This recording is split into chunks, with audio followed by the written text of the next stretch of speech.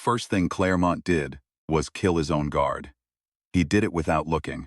The slim chrome filament whispered out of the sleeve of his robe and into the alien guard's throat, the way a tailor draws thread.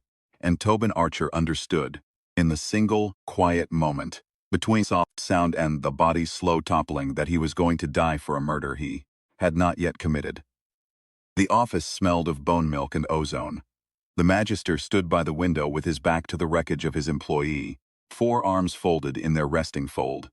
The slow chromatics along his throat, showing only the palest cool gray, the color the Vrelth wore when they patient.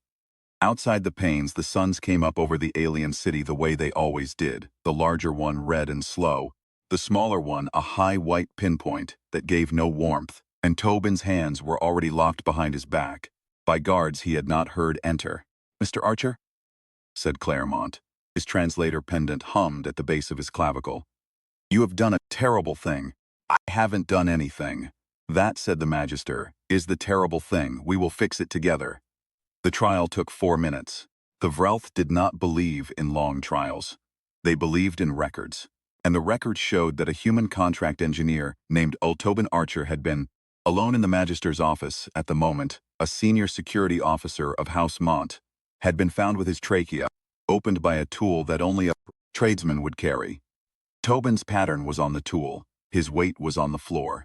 His genetic signature drifted in the recycled air.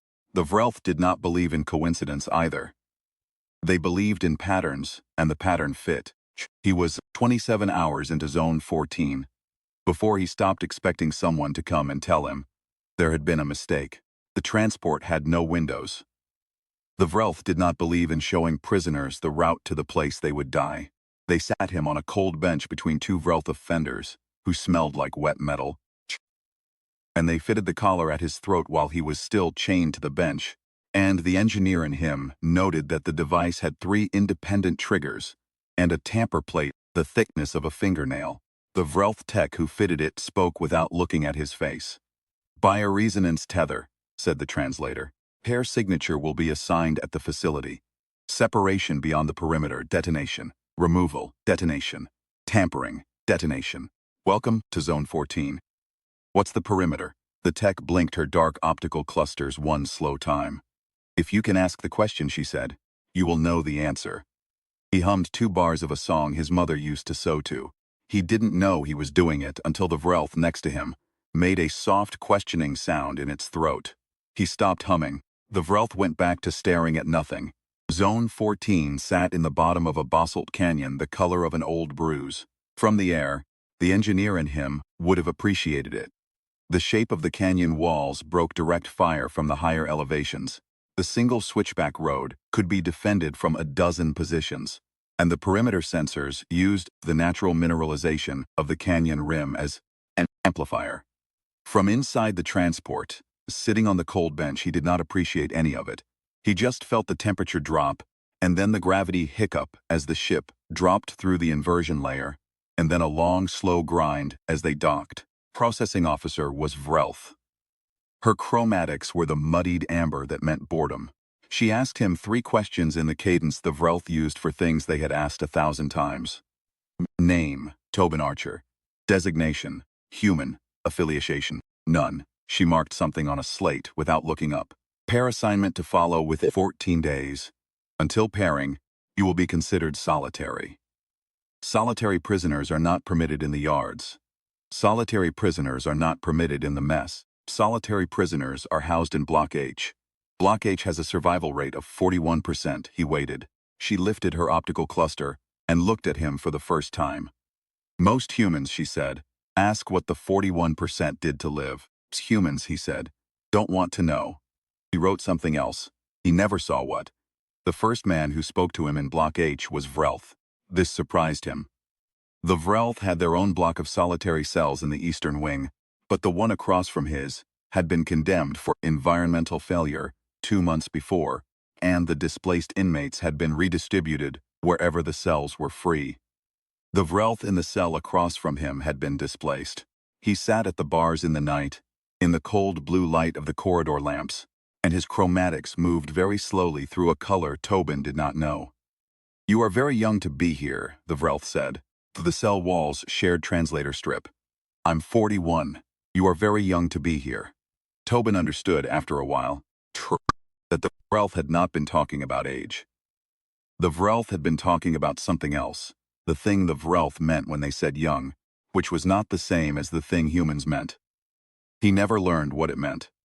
The Vrelth was moved on the 11th day.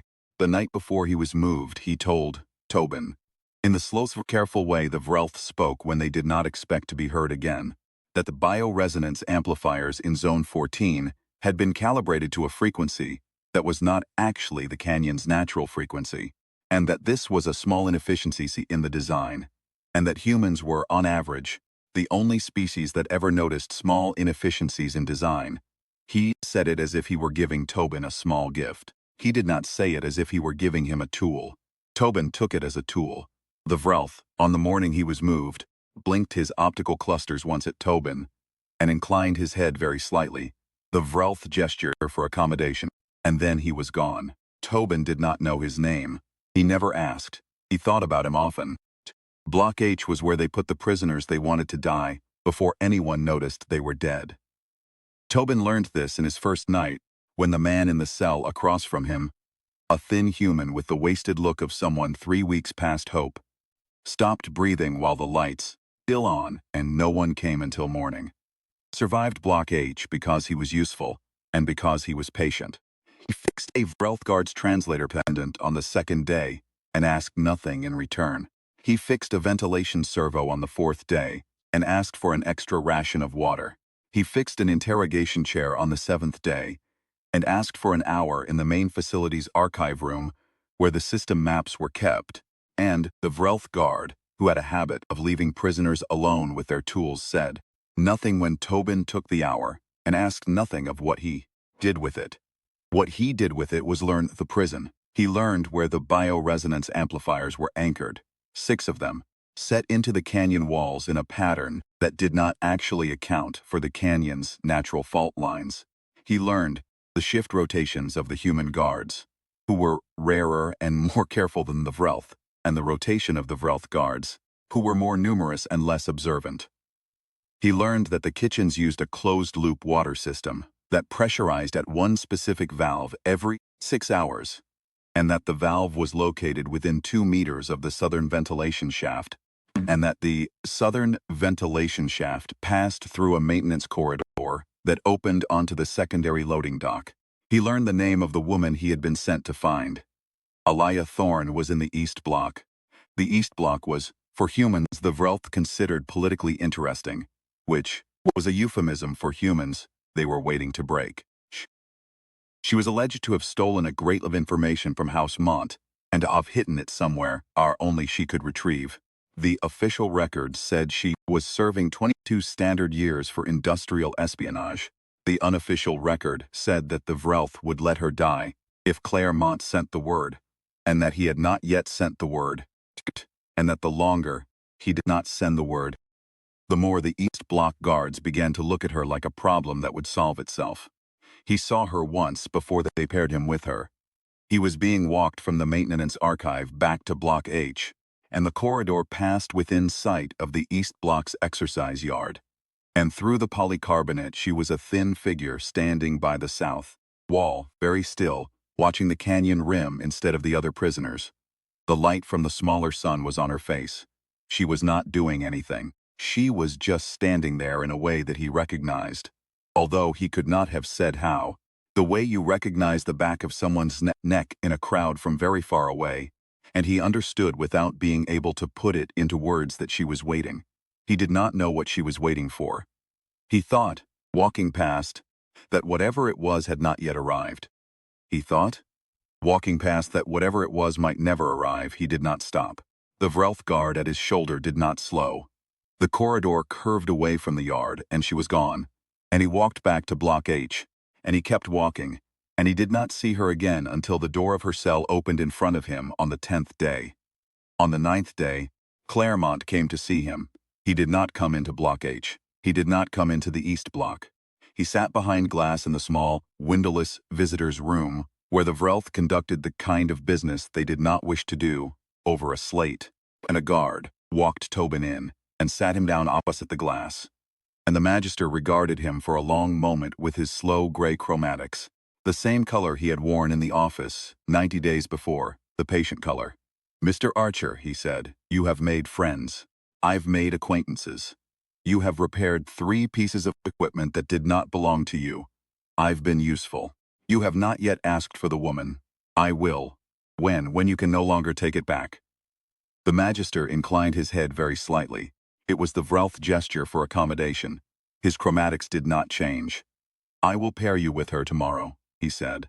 "I have decided that I prefer to give you what you have not asked for. I prefer to know that the gift was mine, not yours." He stood. He did not say goodbye. The Vrelth did not believe in saying goodbye to people they were planning to kill. The guard came back and walked Tobin out, and Tobin walked back to Block H, and he sat on the edge of his cot, and he did not hum his mother's song, because he understood, suddenly and with great clarity, that the Magister had just told him exactly how much time he had to do everything he was going to do. On the 10th day, Tobin's pair assignment came through. He was paired with Alea Thorne. He had not asked to be paired with her. The Vrelth did not believe in coincidence. They also did not believe that Tobin Archer had any cleverness left in him after Block H. They believed he was a soft thing now, and a soft thing paired with another soft thing would either obey or detonate, and either outcome was acceptable to House Mont. They put him in the East Block. They walked him to her cell. They opened the door. He stepped through. Alea Thorne broke his nose with the heel of her hand before he had finished saying her name. He sat down hard against the bunk. He tasted copper at the back of his throat. He raised both hands palm out, slowly the way you do with a frightened dog. "Easy," he said. "Easy. I'm here on your side, liar. I'm here on your side eventually. That's not the same thing."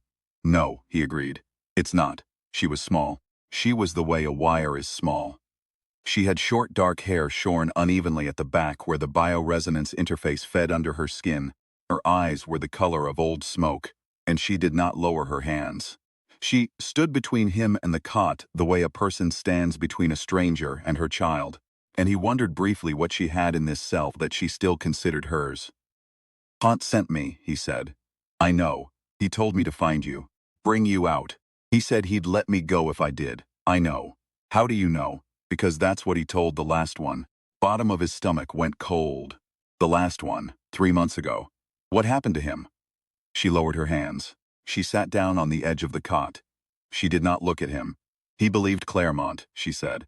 Tobin sat against the wall and let the blood in his nose finish what it was doing. He breathed through his mouth. He watched her, and she watched the floor, and neither of them spoke for a long time. Outside the cell, the Vrelth shift changed. The soft chimes of the duty rotation carrying down the long, hard corridor. He counted the chimes. He counted the seconds between them. He counted the small mechanical inefficiencies that the engineer in him could not stop counting. "I'm not the last one," he said. "You will be." "I'm not." He waited until she looked at him. "I'm not going to bring you out and put you in his hands.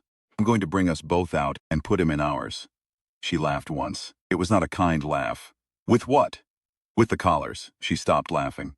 He told her, slowly, what he had learned in the 7 nights he had spent staring at the bioresonance maps in the maintenance archive. The Vrelth had built the collars to detonate on 3 events: separation from the paired signature, beyond the canyon perimeter, removal, and tampering. The detonation triggered through a slow handshake protocol, a redundancies that the Vrelth considered elegant because it gave them 3 independent locks. Tobin considered it sloppy because 3 locks meant 3 points where the handshake could be intercepted. He had spent 4 nights designing the intercept. He had not built it yet. He had been waiting for a pair. "You're going to disable them," she said. "No." "What?" "I'm going to flip them." She looked at him for a long moment. "The collars detonate if we cross the perimeter," he said. "I'm going to rewrite the handshake so that they don't. They detonate if we get more than 100 yards apart. That's worse. That's better. Perimeter is a wall. 100 yards is a leash. The wall you can't move, the leash you carry. I don't want to be on a leash with you. I don't want to be on one with you either."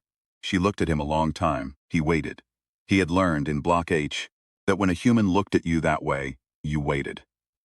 She put her hand to the back of her neck, where the bioresonance interface fed under her skin, and her fingers found something there that he could not see.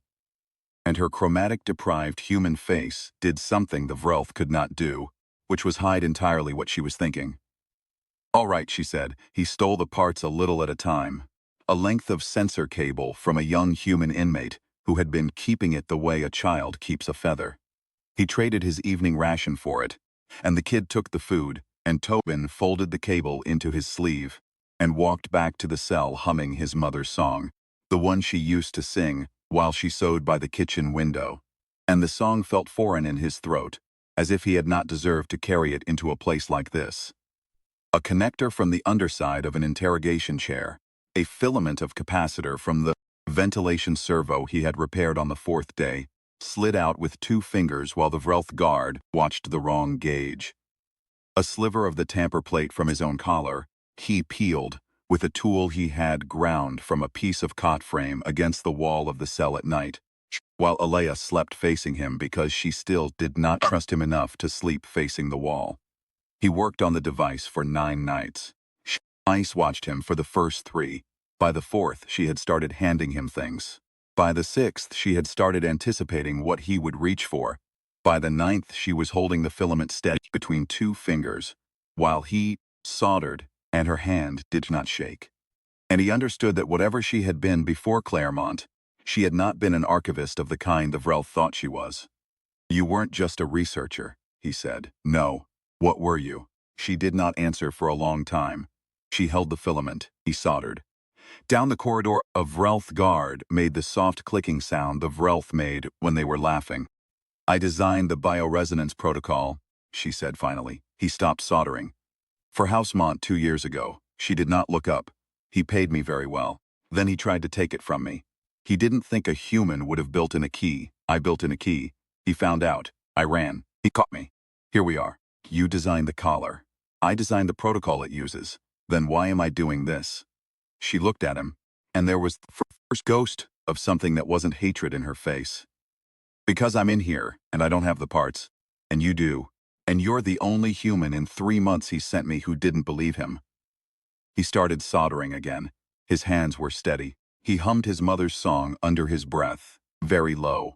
After a while, she hummed it with him for half a bar before she stopped, and looked at him as if she had not meant to do that, and said nothing about it for the rest of the night.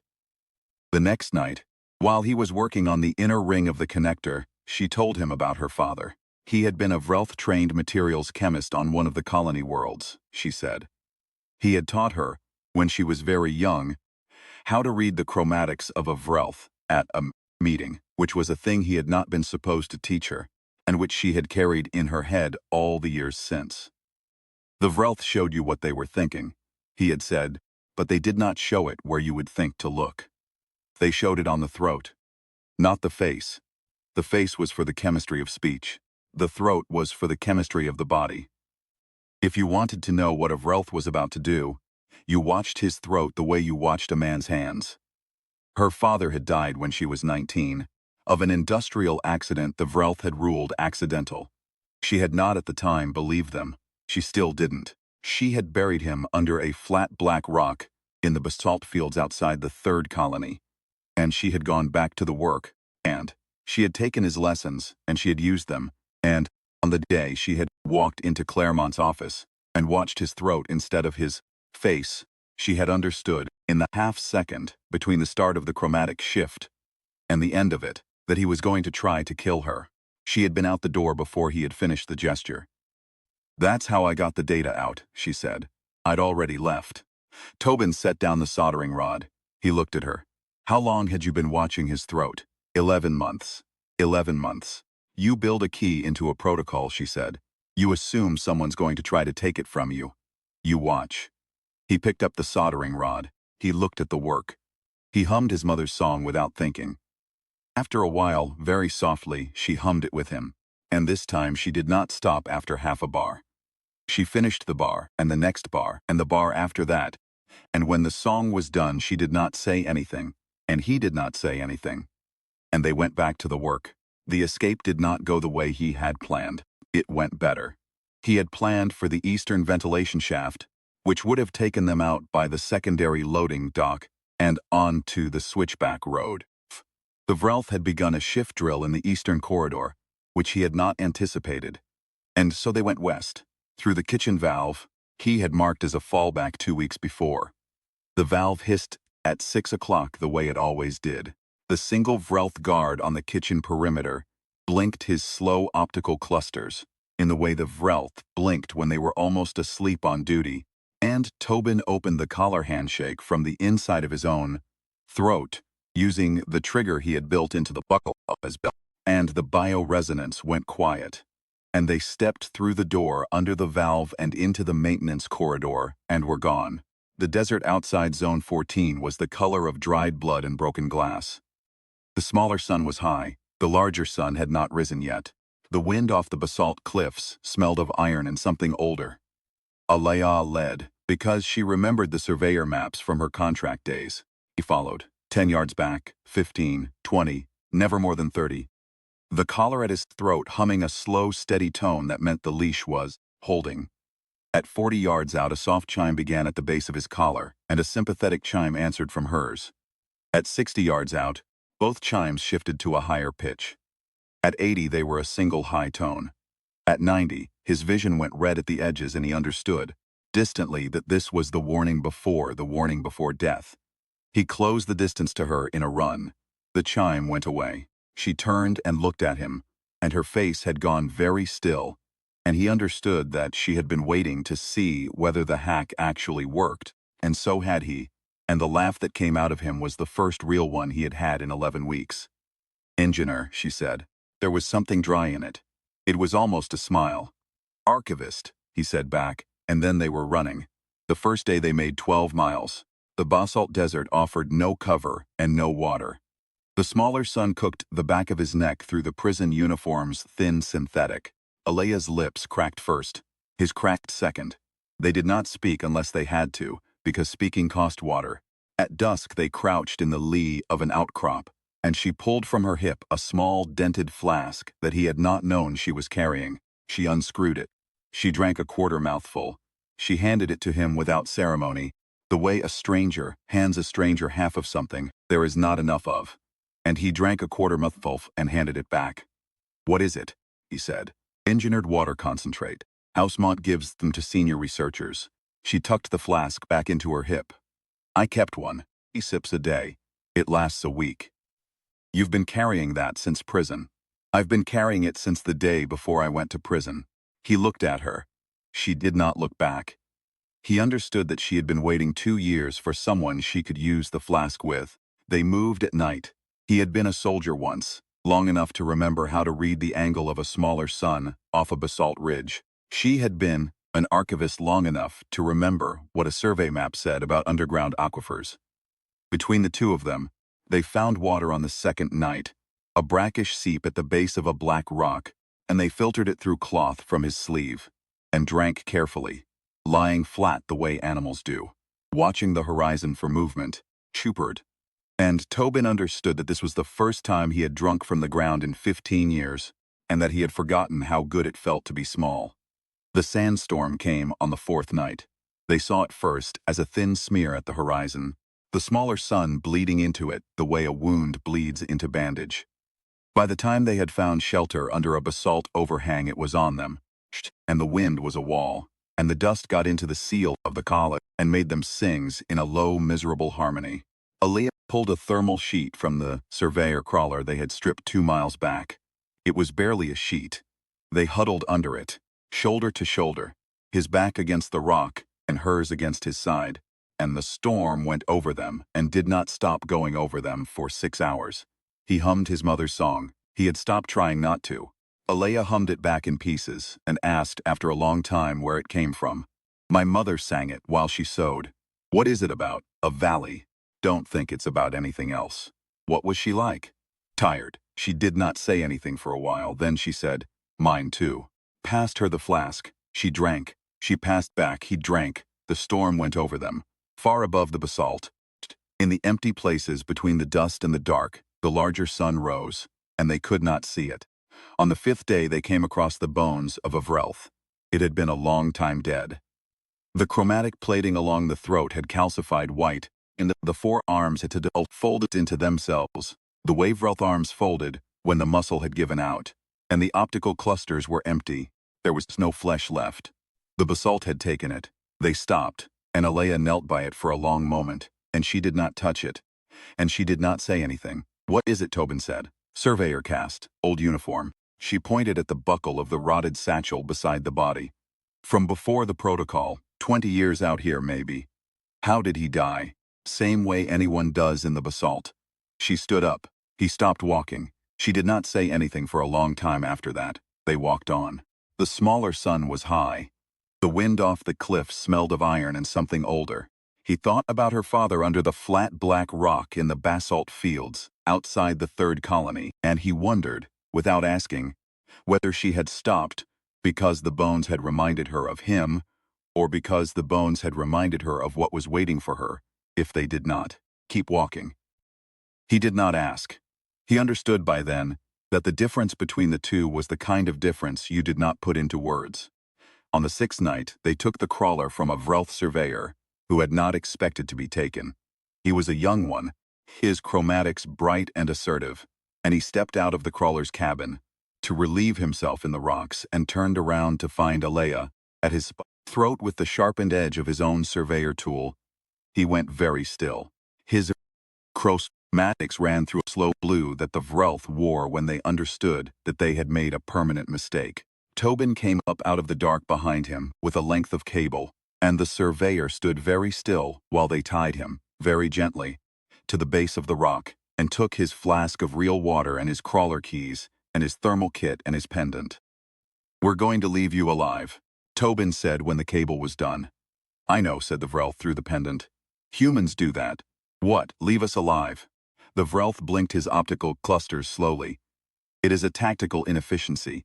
We will need to update our briefings. You should mention it to House Mont." "I will," said the Vrelth. His chromatic shifted a half-tone toward gray. "It will not change his briefings." They left him there.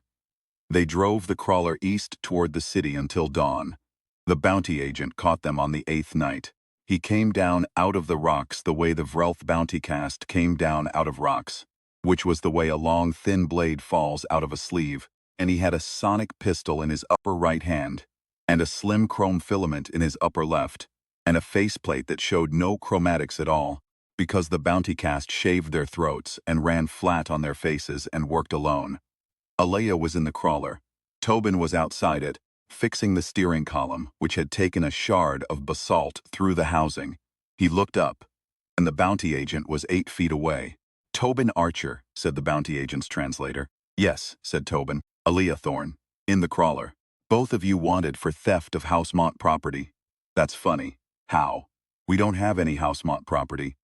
The bounty agent considered him for a moment with his eyeless faceplate. "Your collars," he said, "are Housemont property." He stepped forward. He was very fast. He had cleared half the distance before Tobin moved. Tobin did not run. He stood his ground, and he reached behind him with one hand and he tapped the side of the crawler twice. From inside the crawler, Alea did 3 things in 2 seconds. Put the crawler in reverse. She pinned the throttle.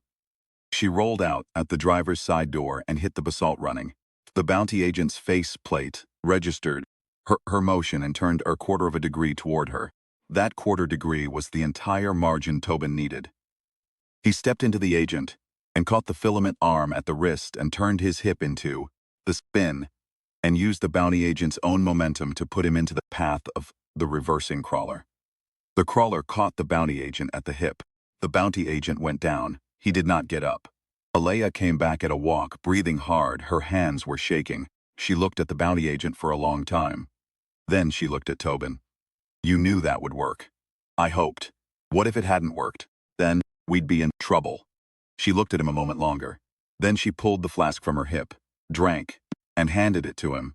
And he understood that they had crossed a small private line, which neither of them was going to mention again. The city was a long pale shape on the horizon for 2 nights before they reached it. The Vrelth built their cities the way they built everything else. Tall, patient, and elegantly indifferent to the species that worked inside them. The towers of Housemont rose at the center, 4 spires twined into a single structure, the highest of them crowned with the Magister's private office. The room where, 93 days before, a man named Claremont had killed his own guard with a chrome filament and called it Tobin's terrible thing. They came into the city under a tarp in the bed of a hauler. The hauler driver was a human, and Alea knew his cousin. He did not ask what they were doing. He did not ask about the collars at their throats. He drove them past the 3rd checkpoint and the 5th and the 7th. And at the 8th he stopped and turned around and said, "I can't go further. This is far enough," said Alea. "You're going where I think you're going. Yes. You won't come out. Maybe." The driver looked at her. A long moment. Then he reached under his seat and pulled out something wrapped in oilcloth and put it in her hand without wrapping it. "It was my brother's," he said. She did not unwrap it. She nodded once, the way humans nod to each other when there is nothing else to say. They got out of the hauler. The hauler drove away. They stood in the alley behind the 3rd tier of House Mont's lower buttresses, in the half-light before the smaller sun came up, and Alea unwrapped the cloth, and inside was a small mechanical pistol of the kind the Vrelth had outlawed for humans 2 generations ago, single magazine of soft-nose rounds. "How many shots?" he said. 6. Are 6 enough?" "For 1 Vrelth," she said. "Yes." The tower's service shaft was the same one Tobin had used to do contract work for House Mont 18 months ago. He knew it the way a man knows a corridor he has worked in. He led this time because she had never been in the shaft, and they climbed in silence for 2 hours, the leash holding them within 20 yards of each other the whole climb. Feek, the collars, at their throats, humming the soft, steady note that meant they were still alive. Shh. On the 42nd floor, a Vrelth maintenance worker stepped out of a side panel and was standing in the shaft front of them before either of them had heard her come. She turned. Her chromatics ran a quick warm yellow that the Vrelth wore when they were startled. She had a service slate in one of her upper hands and a flux scanner in one of her lower hands, and the badge of House Mont at her throat. She looked at Tobin. She looked at Alea. She looked at the collars at their throats. She did not say anything. Tobin did not move. Alea did not move. The Vrelth woman's chromatics shifted slowly from warm yellow toward the soft, cool gray that the Vrelth wore when they had made a decision. She lifted her lower hand very slightly and tucked the flux scanner away. She lifted her upper hand and tapped twice on the service slate and turned it so they could see. The slate's screen had gone blank. "My brother," she said, through the translator pendant at her clavicle, "was reassigned to House Vare Innel last year. The reassignment was not voluntary. The reassignment was, I am told, a courtesy from the Magister. I have not seen my brother since." She stepped back into the side panel.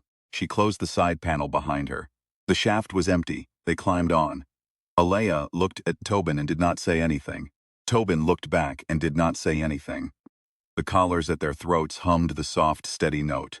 At the 93rd floor, he popped the service plate.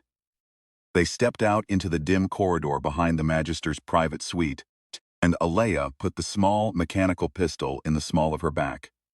And Tobin took from his pocket the thing he had been building for 14 days, in the maintenance corridor of Zone 14, and again in the back of the crawler under the thermal sheet. The last thing he had built. The thing he had told her about on the 7th night of the desert, when she had asked him whether he had a plan beyond reaching the tower, and the thing she had not let him explain because she had said that she trusted him to know. The Magister was in his office, as Tobin had known he would be. The Vrelth did not believe in being elsewhere when business found them. He was standing by the window with his forearms folded, in their resting fold, and the slow chromatics along his throat showed only the palest cool gray, and the smaller sun was just coming up over the basalt rim of the Eastern District. He did not turn when the door opened. He did not turn when they came in. He did not turn until Alea had crossed half the room and Tobin a third of it. When he turned, his chromatics did not change. His translator pendant hummed once at the base of his clavicle. "Mr. Archer," he said. "Miss Thorne. Begun to wonder. You sent 4 bounty agents," said Alea. 6. We met one. Yes. Did the other 5 quit?" "The other 5," said Claremont, "had not yet been deployed. I prefer to deploy in stages. It makes the records cleaner. Will you sit?" Neither of them sat. The Magister inclined head very slightly. It was the Vrelth gesture for accommodation. He moved to the center of the room and stood in front of his desk, 4 arms still in the resting fold, the chromatics on his throat, going from gray toward a very faint warm tone that meant, on a Vrelth, that he had begun to enjoy something. "You did everything I asked of you," he said. "Both of you, Mr. Archer. You found Miss Thorne. You convinced her of your usefulness. You modified the collars, which I confess, I had not anticipated. Although in retrospect, it was the obvious move for an engineer of your caliber. You escaped Zone 14. You crossed the basalt. You navigated my surveyor's crawler past my 3rd and 5th and 7th checkpoints. You climbed my tower, and Miss Thorne. You carried the data.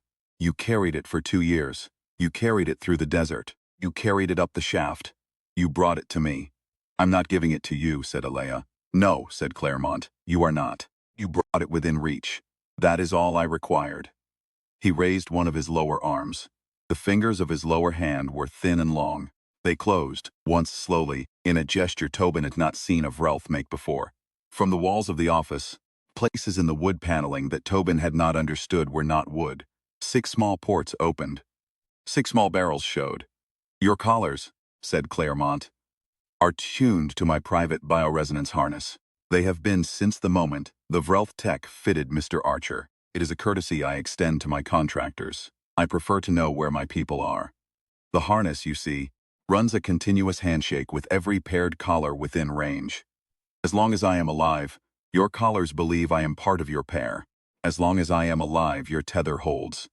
The moment I die, your collars will believe that they have lost a partner. They will detonate, both of them, in 12 seconds. He smiled, the way a Vrelth smiled, which was a slow, careful relaxation of the lower jaw that made the teeth show. "You cannot kill me," he said, "without killing yourselves. You knew this was the moment. You knew this was the room. You came anyway. Why?" Alea did not speak. Tobin smiled. "Because," he said, "I rewrote your handshake." The chromatics Claremont's throat did something they were not built to do.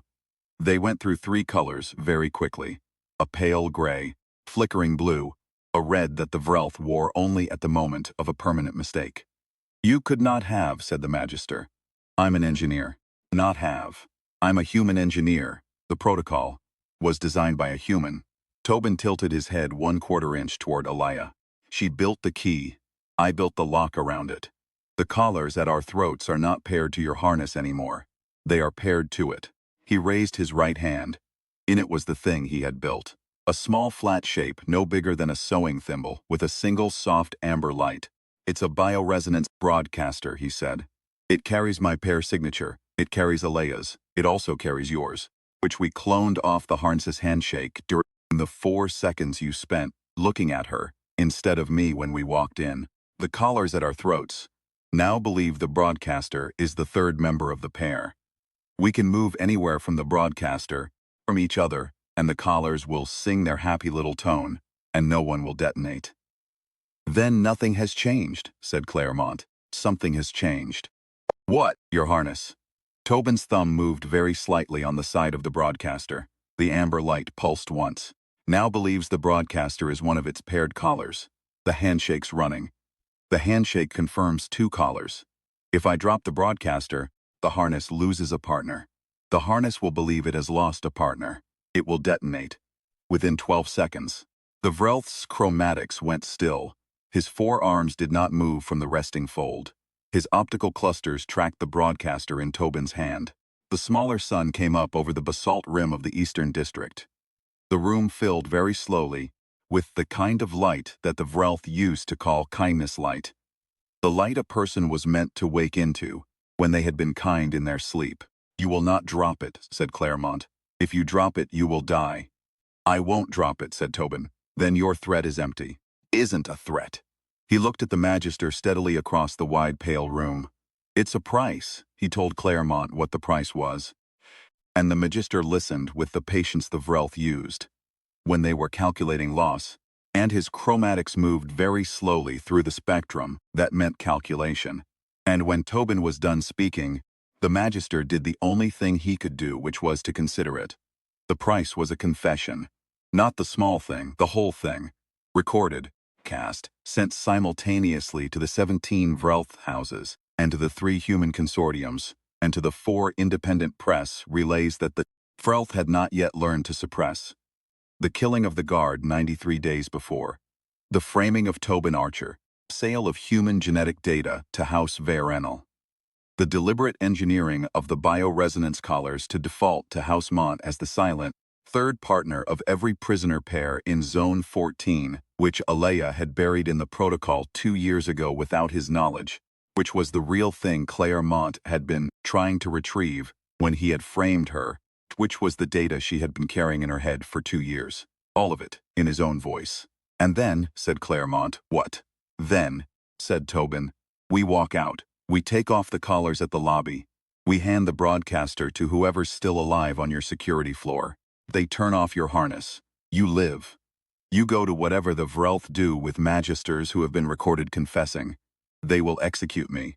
That is not my problem. It will be, said Claremont. If you misjudge them, they may execute you instead. They might. Tobin lifted the broadcaster very slightly. The amber light pulsed. But you'll be dead first. The Magister stood in the kindness light. His forearms did not move. His chromatics held very still on a color Tobin had never seen a Vrelth wear. A soft, slow violet that the translator pendant did not have a word for. He looked at Alea. He looked at Tobin. He looked at the broadcaster. You are a panicked species, he said at last. We are, said Alea. The species that built the protocol you stole. You are panicked. Patient, said Tobin. You taught us. 93 days is not a long time for a human to wait. It's not a long time for an engineer to wait.